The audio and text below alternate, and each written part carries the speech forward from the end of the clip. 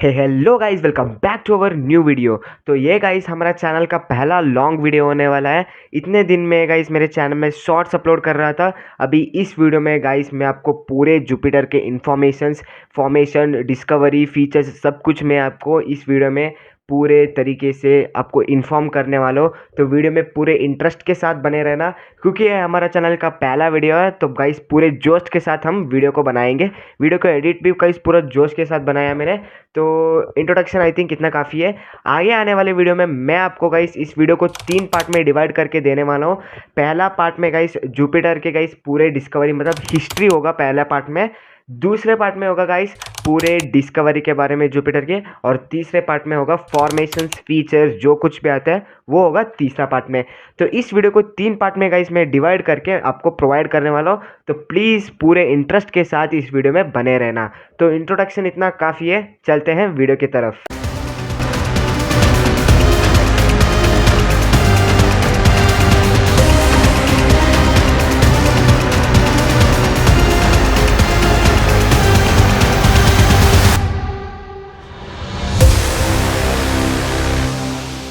अब हम आ चुके हैं गाइज हमारे वीडियो के पहले पार्ट में, जिस पार्ट का नाम है हिस्ट्री। इस पार्ट में गाइज मैं आपको जुपिटर की डिस्कवरी की पूरा हिस्ट्री समझाने वाला हूँ कि कैसे डिस्कवर हुआ था, किसने डिस्कवर किया था। ये सब मैं इस पार्ट में आपको एक्सप्लेन करने वाला हूँ। तो पूरे इंटरेस्ट के साथ वीडियो में बने रहना। तो चलते हैं, समय में थोड़ा पीछे चलते हैं। ये 1590s के समय डच में लेंस ग्राइंडिंग और ग्लास मेकिंग की टेक्नोलॉजी बहुत बढ़ रही थी। उस समय कोस्टल टाउन के मिडलबर्ग में रहने वाला एक बंदा जिसका नाम था हैंस लिप्रेसी, जिसका जन्म ईयर 1570s में हुआ था। इस बंदे ने 2 लेंस को एक साथ पकड़कर मैग्निफिकेशन को डिस्कवर कर दिया था। मतलब आप एक बार सोच के देखो, आप 2 लेंस को एक साथ पकड़कर उस लेंस के थ्रू किसी भी ऑब्जेक्ट को देखते हो, वो ऑब्जेक्ट आपको जूम्ड इन दिखाई देता था। और ये डिस्कवरी गाइस थोड़े ही दिनों में यूरोप में फैल चुका था। और ये डिस्कवरी जल्दी से एक नाम ले लेता है, और वो नाम है टेलीस्कोप। और गाइस ये डिस्कवरी की खबर उस समय के greatest minds like professors, physicist, astronomers इनके हाथ में आ चुका था। जिनमें से पहला नाम था गाइस सिमोन मैरियस, दूसरा नाम था थॉमस हैरियट एंड तीसरा नाम था Johnson Kepler. And guys of course चौथा नाम था 45 ईयर्स ओल्ड एक इटालियन पॉलीमैथ जिसका नाम है गैलीलियो गैलीली। और गाइस गैलीलियो का जन्म 15 फरवरी 1564 को इटाली में पीसा नाम के एक शहर में हुआ था। और गाइस जून 1609 को गैलीलियो वीसा में काम कर रहे होते हैं। और जैसे ही ये डिस्कवरी हमारे गैलीलियो को पता चला, तो गैलीलियो सोचते हैं कि वीनस से पड़ुआ निकलते हैं। मतलब उसी दिन गैलीलियो ने सारा सामान पैक कर कर वीनस से पड़ुआ निकलते हैं, क्योंकि अपना खुद का टेलीस्कोप बनाने के लिए। और जाते ही थोड़े दिनों बाद वो अपने खुद के टेलीस्कोप बना लेते हैं। और गाइस गैलीलियो पड़ुआ आकर थोड़े ही दिनों में खुद का एक सुंदर सा टेलीस्कोप बना दिया, which had the capability of 8 times more than a human आई। मतलब आप सोच के देखो, आपके आंखों से 8 गुना ज्यादा मैग्निफिकेशन का पावर रखता था वो टेलीस्कोप।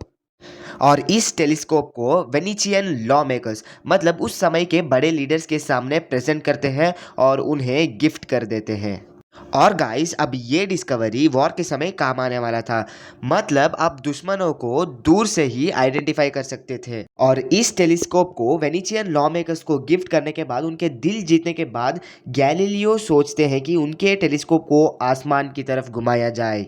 और गाइस आप एक बार सोच के देखो, जो डिवाइस वॉर के समय काम आ रहा था अब एक्सप्लोरेशन का एक पार्ट बन चुका है। और गाइस गैलीलियो का जो फाइनल टेलीस्कोप था वो डायामीटर में 37 था और विड्थ में 1.5 इंचेस था, and which had the capability of 20 times more than a human आई। मतलब आपके आंखों से 20 गुना ज़्यादा मैग्निफिकेशन का पावर रखता था वो टेलीस्कोप। और गाइस गैलीलियो पहली बार उनके टेलीस्कोप को चांद की तरफ घुमाया, और जो नज़ारा उन्होंने देखा वो अनबिलीवेबल था, क्योंकि उस ज़माने के लोग ये एज्यूम करते थे कि माउंटेन्स और क्रेटर्स मून में होते ही नहीं है। और गाइस गैलीलियो ने उनके टेलीस्कोप से देखा तो पहले उनके आंखों में दिखने वाले 2 चीज़ वही थे। और गाइस पहले पार्ट में बस इतना ही था। अब हम आ चुके हैं हमारे वीडियो के दूसरे पार्ट पर। इस पार्ट में मैं आपको समझाने वाला हूँ जुपिटर के डिस्कवरी के बारे में। पूरे डिस्कवरी को मैं अभी इस पार्ट में एक्सप्लेन करने वाला हूँ, तो पूरे इंटरेस्ट के साथ वीडियो में आगे चलते हैं।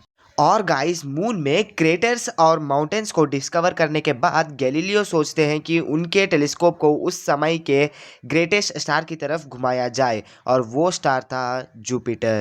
और गाइस गैलीलियो को इस बात का भी अंदाज़ा नहीं था कि वो अपने सोलर सिस्टम के सबसे बड़े प्लैनेट को ऑब्जर्व कर रहे थे। और गाइस गैलीलियो ऑब्जर्व करते हैं कि इस बड़े से स्टार के पास, मतलब जुपिटर के पास 3 फिक्स्ड ऑब्जेक्ट रिवॉल्व कर रहे हैं सैटेलाइट की तरह, 2 ईस्ट की तरफ और 1 वेस्ट की तरफ। और guys on every subsequent night Galileo consistently in 3 object को ऑब्जर्व करते रहते हैं, और उनसे ये समझ में आता है कि ये 3 ऑब्जेक्ट इस बड़े से स्टार को सैटेलाइट की तरह ऑर्बिट कर रहे थे। ऑन 13th जनवरी ईयर 1609 को गैलीलियो चौथा ऑब्जेक्ट को भी कंफर्म करते हैं, मतलब उनको ये समझ में आया कि जुपिटर के पास 4 ऑब्जेक्ट रिवॉल्व कर रहे हैं। और 15th जनवरी के अंदर गैलीलियो पूरे 4 ऑब्जेक्ट को भी कंफर्म करते हैं। और इन सारे ऑब्जर्वेशन के बाद गैलीलियो ये जानते हैं कि ये स्टार भी एक प्लैनेट है, और इस प्लैनेट के अराउंड 4 ऑब्जेक्ट सैटेलाइट की तरह ऑर्बिट कर रहे हैं, जैसे हमारे अर्थ को मून ऑर्बिट करता है। और गाइज इन सारे ऑब्जर्वेशन के बाद गैलीलियो को ये भी पता चलता है कि earth is not the centre of the universe. मतलब उस ज़माने के लोग ये सोचे करते थे कि अर्थ हमारा यूनिवर्स का सेंटर हुआ करता था। गैलीलियो ने इस थियोरी को भी रॉन्ग प्रूव कर दिया था। और गाइस 4 महीने कंटिन्यूस जुपिटर और मून को ऑब्जर्व करने के बाद गैलीलियो ये सारे डिस्कवरी को अपने एक 24 पेजेस बुक में लिखते हैं, और इस बुक के 500 कॉपीज बनाकर मार्केट में सेल कर देते हैं। और इस बुक का नाम था स्टारी मैसेंजर। और गाइज ये 500 कॉपीज मार्केट में इंस्टेंटली बिक चुके थे, और गैलीलियो की डिस्कवरी फेमस हो रही थी।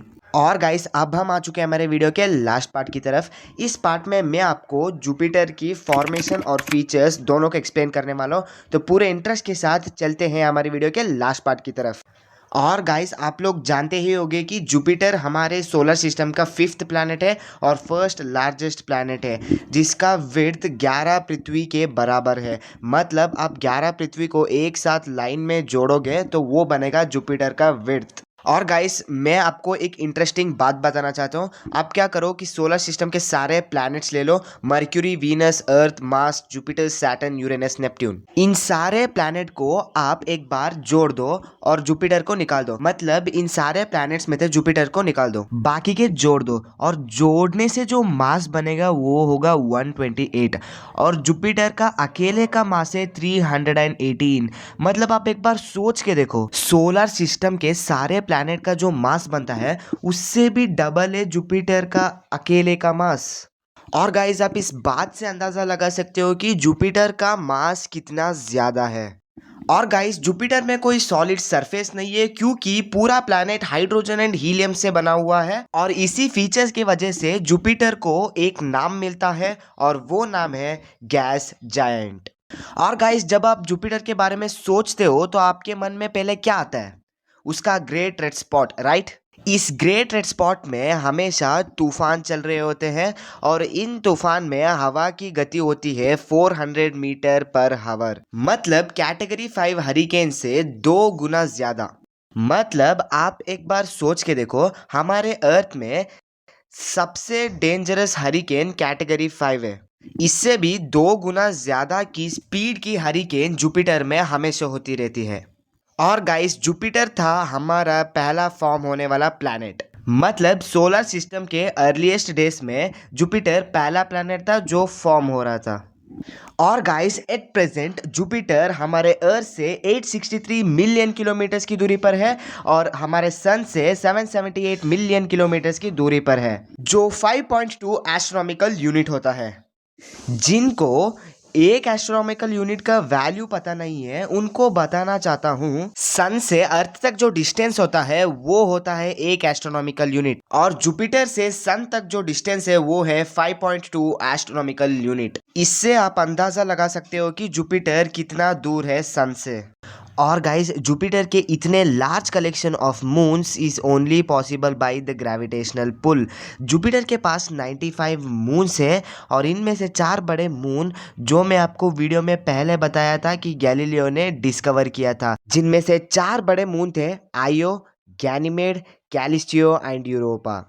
वीडियो में बस इतना ही है। मैं इस वीडियो में और भी इंफॉर्मेशन ऐड करना चाहता था मगर वीडियो बहुत लंबा हो जाएगा, इसलिए मैं इस वीडियो को इधर ही रोक रहा हूँ। आप प्लीज कमेंट बॉक्स में जरूर बताना कि वीडियो कैसा था। इस वीडियो के पार्ट 2 में मैं आपको अपने टेलीस्कोप से जुपिटर को कैप्चर करके दिखाने वाला हूँ। तो stay tuned with our channel. Video में बस इतना ही है। वीडियो चल के तो लाइक कीजिए, चैनल अच्छा लगा तो सब्सक्राइब कीजिए। मिलते हैं अगले वीडियो में, तब तक के लिए बाय बाय।